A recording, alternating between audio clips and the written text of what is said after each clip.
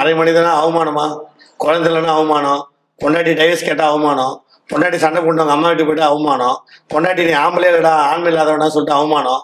இந்த அவமானம் நம்மளுக்கு வரக்கூடாது இல்லையா? அப்ப நீ நம்ம சொல்ற பேசி கேட்கணும். கண்டிப்பா முதல்ல குடிக்க கூடாது. இதுக்காக தானே இந்த ஷோவை நம்ம நடத்துறோம். ஆமா, நிறைய ஆல்கஹால் யூஸ் பண்ண கூடாது.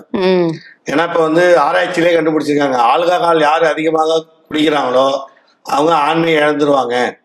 யார் அதிகமா அந்த புகையிலை போடுறாங்களோ, அந்த ஆன்ஸ் புகையிலை போதை அப்படி சொல்றாங்கல்ல, அதெல்லாம் போட்டா ஆண் உறுப்பு ரொம்ப சின்னதாயிடும், அது ஏஞ்சிருக்க சுத்தமா பீஸ் போன பல்ப் மாதிரி ஆயிடும்.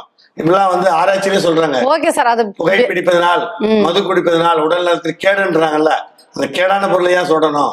அது தொட்டதால் தான் மனைவியை சந்தோஷப்படுத்த முடியல.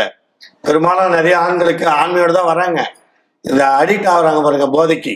அது அடிக்ட் ஆக தன்னுடைய ஆண்மையை இழந்துடுறாங்க. குழந்தை பிறக்காம போயிடுது, மனைவிட சந்தோஷமா இருக்க முடியாது. மனைவி கூப்பிடும், பக்கத்துல போய் அழகா சந்தோஷமான கட்டி பிடிக்கும், தள்ளி விட்டு போயிடுவாப்ல. ஏன்னா அவரால் முடியாது.